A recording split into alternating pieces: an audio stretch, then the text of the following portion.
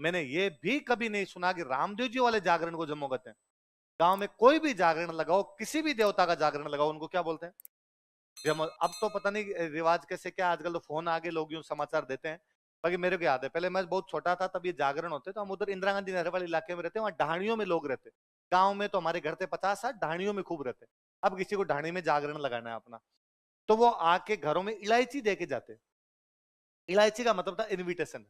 तो मेरे को कई बार याद आता कि हम भाई भाई बाहर खेलते रहते, कोई ताऊ आते हैं, ताऊ आके पूछते हैं, बेटा तेरे पापा कहाँ गए? पापा मेरे टीचर है, तो स्कूल चले गए, मार्केट गए हुए हैं।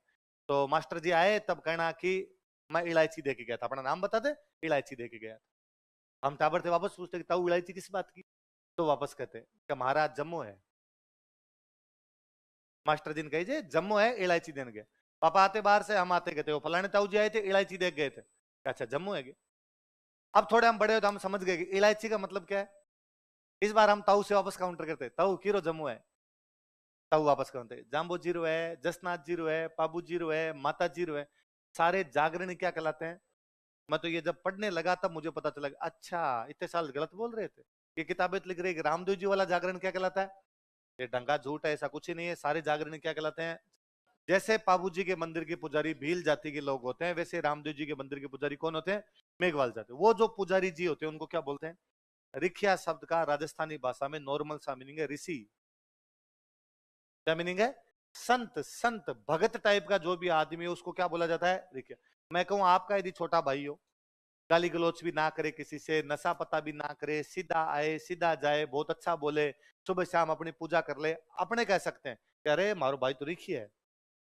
इसका मतलब ये थोड़ी हो रामदेव जी का मेघवाल भक्त है। इसका मीनिंग है वो संतों की तरह जीवन नहीं जीता, इसलिए जीवन जीता अपना, इसलिए क्या कह दिया गया उसको? क्या बोल दिया गया? तो रिखिया का मतलब क्या है? अपने राजस्थान की धरती के लिए एक दुआ है कि जब राजस्थान बनाया गया तो क्या फील है, तो उसका एक दुआ है कि दीधा निज गुण देवता। बोलो देखे। दीधा मतलब दिए, निज मतलब खुद के, गुण मतलब गुण, और देवता मतलब देवता। देवताओं ने अपने गुण दिए, रिखियां दी आशीष। बोलो। दीधा निज गुण देवता, रिखियां दी ऋषियों ने अपना आशीर्वाद दिया, देवताओं ने अपने गुण। सिरजी जिण दिन मरुधरा, कब दिए ये सब, कब किया? सिरजी जिण दिन मरुधरा। ये मरुधरा जब सृजन किया गया, ये बनाई गई, उस दिन देवताओं ने तो अपने क्या दिए? गुण। ऋषियों ने अपने क्या दिया? सिरजी जिण दिन मरुधरा, सोनी नायो शीस। सोनी का मतलब था पृथ्वी। सोनी का मतलब, नायो मतलब झुकी, शीस मतलब सिर। पृथ्वी ने अपना सिर झुकाया, देवताओं ने अपने गुण दिए, ऋषियों ने अपना आशीर्वाद दिया। कब? जब मरुधरा का सर्जन। अब इसमें रिखियां दिया, इसमें मेघवाल भक्त है क्या? इसका मतलब रिखिया का मतलब तो क्या होता है? हालांकि इसका अगला दुआ मुझे और अच्छा लगता है हमेशा, इसका अगला दुआ बड़ा जोरदार है क्या? दीदा नहीं जो देवता। बोलो देखे। जो देवताओं ने, दीदा नहीं जो देवता, लूंठापन ही लीन। देवताओं ने गुण दे दिए थे पर कई गुण उन्होंने नहीं दिए, हमने जबरदस्ती लिए। लूंठापन ही लीन, लूंठापन मतलब जबरदस्ती, जबरदस्ती छीन ली हमने देवताओं से। देवताओं का राजा कौन है? दीदा नहीं जो देवता, लूंठापन ही लीन। जो देवताओं ने नहीं दिए हमने जबरदस्ती छीन लिए। इंद्र भाग्यो आंतर है। जब हमने जबरदस्ती की, लड़ाई की, तो इंद्र हमसे डर के दूर भाग। आंतर है मतलब दूर, अंतर आ जाना, आपके दूर भाग जाना। इंद्र भाग्यो आंतर है, अबलग बरखाहीन। इसलिए आज दिन तक हमारे बरसात नहीं करता, क्योंकि हमने इंद्र के साथ मारपीट कर ली। क्या छीनने के लिए? तो आपके कभी ज्योग्राफी में क्वेश्चन आएगा राजस्थान में वर्षा कम होने के क्या कारण है, आप बता सकते हो कि साहब कमी होगी। इंद्र से जब छीना झपटी करोगे, इंद्र भाग गया दूर और आपके यहां पर बरसात करता। अब यहाँ रिख्या का मतलब क्या है? ऋषि ये क्या करें? हम चीजों से, कल्चर से, भाषा से जब टूटते हैं तब ये फल है। उसका फल ये है कि हमें ये चीजें भी याद करनी पड़ रही है झूठी मूठी। वरना हर कोई आदमी जानता होता है इनके बारे में, हर कोई जानते होते। मुझे लगता है कि यार गांव में अनपढ़ से अनपढ़ आदमी है ना, ये 5 चीजें बता देगा। हिस्ट्री कल्चर छोड़िए, उसका किसी चीज से कोई लेना देना नहीं है। सुबह जाता है खेत, शाम को आता है, 4 दिन में एक बार नहाता है। ऐसा आदमी भी ये जानेगा, वो आपको गाता हुआ मिल जाएगा। घनी रे ओ खम्मा अजमाल जीरा कंवरा, वो तो मेणा दे रो लाल, वो तो नेतल रो बरतार। क्यों? नेतल का भरतार है मतलब नेतल के पति है। वो मेणा दे रो लाल है मतलब मेणा दे का बेटा है। अजमाल जी रो कंवरो मतलब अजमाल जी का कुंवर। इन पापा के, मम्मी के नाम वो याद करवा दे, लेकिन अपने ये भी रटते हैं। अपने ये भी कि पिता जमाल जी, पिता जमाल जी। उसमें क्या लगता है धांधल जी, नहीं नहीं नहीं धांधल जी उधर है, उधर है, उधर इधर है जमाल जी। क्या दुर्दशा है राजस्थान के लोगों की। उसका बेहतरीन एग्जाम्पल ये बोर्ड पे लिखी हुई चीजें हैं। ये चीजें किसी भी बच्चे को यूं ही आनी चाहिए थी। हम हमारी कल्चर से कटे, इसलिए चीजें आनी बंद हो गई। फिर दूसरी दुर्गति ये भी कि भाषा से कटे, भाषा से कटे इसलिए चीजें आती नहीं। कई बार लोग कहते हैं कि भाषा से क्या फायदा होगा, ये अगली पीढ़ी इनको याद नहीं करेगी फिर, क्योंकि फिर दूसरी क्लास में तीसरी क्लास में शिवाजी की कहानी नहीं रामदेव जी पढ़ाएंगे। भाई शिवाजी महाराष्ट्र के हैं, पढ़ लेंगे हम, 9th में आ गए, 10th में आ गए, 11th में आ गए, 12th में आ गए, शिवाजी की कहानियां पढ़ लेंगे। हमारा बच्चा दूसरी क्लास में शिवाजी की कहानी क्यों पढ़े? हमारे बाबू जी की पढ़े, रामदेव जी की पढ़े, तेजा जी की पढ़े, जाम्बोज जी की पढ़े, जसनाथ जी की पढ़े। प्राइमरी एजुकेशन बच्चे को उन चीजों की मिले जो उसके आसपास है। जब मेच्योर होता है तब पढ़े। वो शिवाजी भी पढ़े, मैं मार्तंड वर्मा के बारे में पढ़े, वो रानी चेन्नम्मा के बारे में पढ़े, वो किसी असम के योद्धा के बारे में पढ़े, वो मेजनी पढ़े, वो कावूर पढ़े, वो गेरिबाल्डी पढ़े, खूब सारी चीजें पढ़े। पर बचपन में तो वो चीजें सीखे जो उसके आसपास में घटित हो रही है। आप उसको बचपन में जो महाराष्ट्र में एक योद्धा हुए थे तो उसको ये नहीं समझ में आ रहा कि महाराष्ट्र क्या है। मुझे ये तो सिखाया जाए महाराष्ट्र क्या होता है।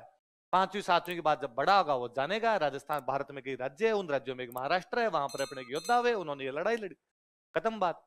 इसलिए दुनिया के तमाम विद्वान इस बात पर सहमत होते हैं कि प्रत्येक बच्चे की जो शिक्षा है वो किसमें होनी चाहिए, क्योंकि मातृभाषा में शिक्षा होगी तो आसपास की कहानियां पढ़ेगा, आसपास कहानियां पढ़ेगा तो रिलेट महसूस करेगा, रिलेट महसूस करेगा, सीख जाएगा।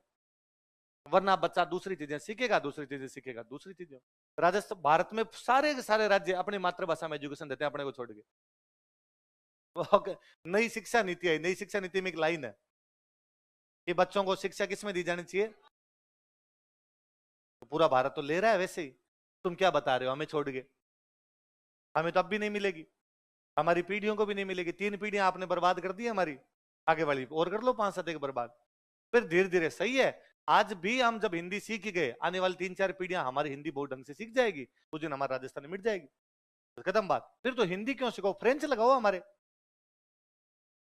भाई, पहली क्लास में इंग्लिश ही लगा दो ना, very first class English medium ही करो ना, सारी की सारी स्कूल है, ग्लोबल लैंग्वेज है।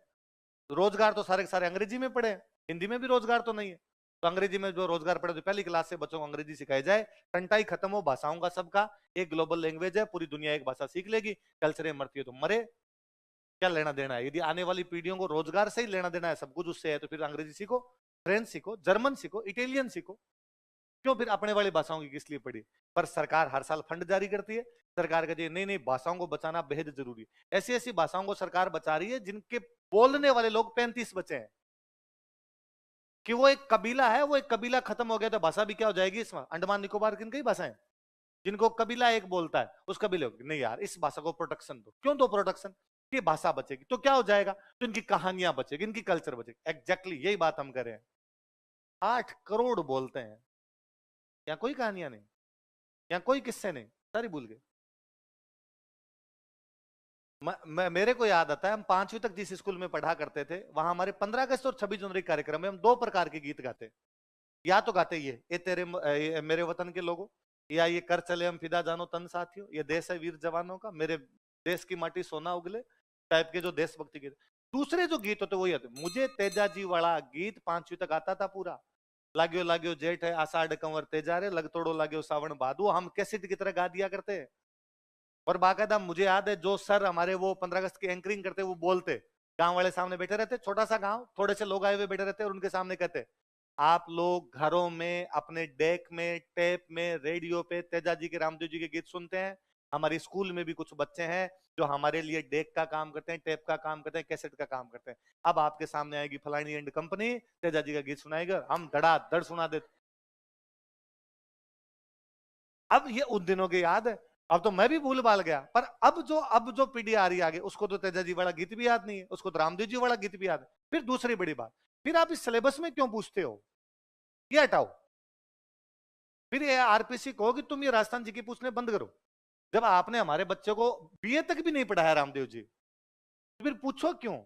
आपने कहा बीए के सिलेबस के अंदर जो होगा वो कोर्स हम पूछेंगे, तो बीए के सिलेबस में तो नहीं है, बीए तक के सिलेबस में तो आप नहीं पढ़ा रहे, तो हटा दो। ये कॉन्ट्राडिक्शन मत करो यार। कि हम पढ़ाएंगे तुम्हें कुछ और, एग्जाम में पूछेंगे कुछ और, फिर तुम कहते हो कोचिंग खुल गई। क्यों ना खुले? तुम्हारा सिलेबस और आरपीसी के सिलेबस अलग अलग है। जिस दिन तुम कह दोगे जो हम पढ़ाते हैं वही पूछने, उस दिन कोचिंग नहीं, सब कुछ बंद हो जाएगा। बच्चा बीए पढ़ के आएगा, अपने हिसाब से पढ़ गया, अपने हिसाब से एग्जाम दे, उस दिन कोचिंग बंद। नया तो तुम्हारे बीए की कॉलेज में कोई पढ़ा रहा है, पहली बात तो वहां की पढ़ाई चौपट है। इसलिए हर कई बार मम्मी पापा कई बार आते हैं और हम उनको कहते हैं यार फर्स्ट ईयर में बच्चे को क्यों भेज रहे हो इधर, भेज देना, सेकंड ईयर फाइनल में आ जाएगा, थोड़े दिन कॉलेज जाने दो। जेन्युइन सवाल होता है कि कॉलेज जाके क्या करेगा, क्या करें? उसको तो ये माँ बाप को तो ये भी नहीं कह सकते ना मजे कर लेगा। स्टूडेंट को तो मैं कह देता हूँ कि मजे कर यार, थोड़े दिन लड़ाई लड़के आ, दो चार से मार खा, दो चार को पीट के आ, गर्लफ्रेंड बना, घूम थोड़ा बहुत इधर उधर, है ना, दुनिया सीखेगा जानेगा। घर वालों को दिए तुम, घर वाले मेरे को कूट जाए, ऐसे ऐसे लखन सिखाता है हमारे बच्चों के। अब उनका भी जेन्युइन सवाल है, तो नहीं तो आप कॉलेजों में पढ़ा रहे हो और जो कॉलेजों में पढ़ा रहे हो वो आपके सिलेबस से मैच करता नहीं, फिर कोचिंग और खुलेगी, धड़ाधड़ खुलेगी। इसलिए लगातार कोचिंग खुलती।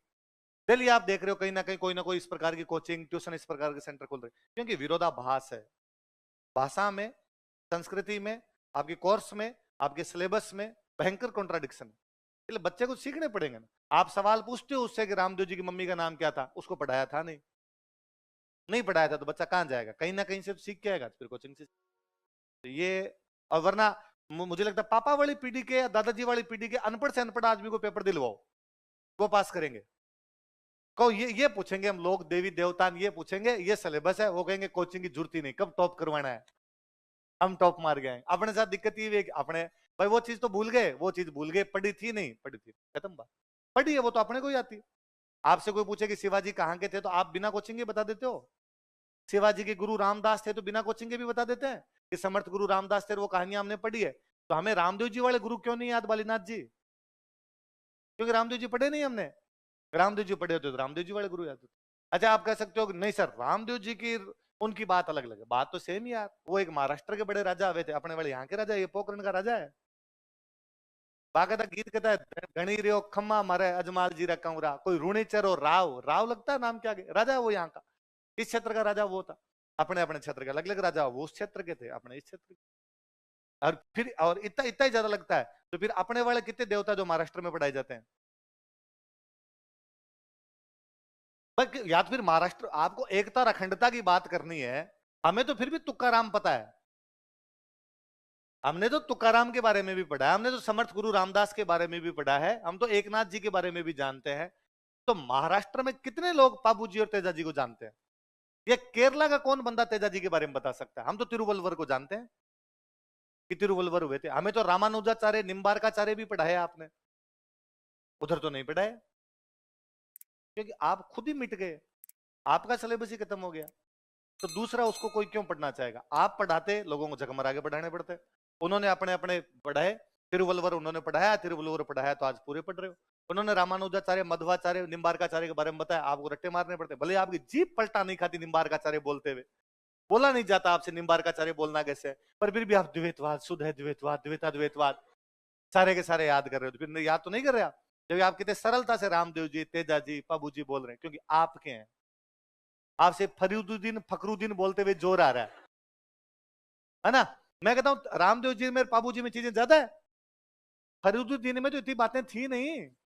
फरीदुद्दीन में एक लाइन थी, सुरूर सुदूर, उसमें नया आपसे फरीदुद्दीन बोला जा रहा है, नया आपसे सुरूर सुदूर बोला जा रहा है, क्योंकि वो भाषा अपनी नहीं, यहां भाषा आपकी।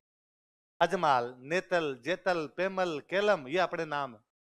पापा वाली पीढ़ी में जो भी है उनमें लड़कियों के नाम आपको ऐसे मिलेंगे, नेतल, जेतल, केमल, लाछा, सुगना, देवल, केलम, इस प्रकार के नाम मिलेंगे। इसलिए अपने को जीप पर बहुत सटीकता से आता है, हमें लगता अपने। इसलिए बच्चों को ये बातें पढ़ाई जानी चाहिए, क्योंकि जैसा घर पे बोलता है वैसा वहां सीख लेगा। अब बच्चा घर पे टाबर घर वाली भाषा बोल गया, वहां उसको कहा तू बोल फरीदुद्दीन, तो 3 दिन उसको फरीदुद्दीन बोलने में लगते हैं, फिर 3 दिन में वो बोलता है, इतने में उसको सुरूर सुदूर याद करना पड़ता है।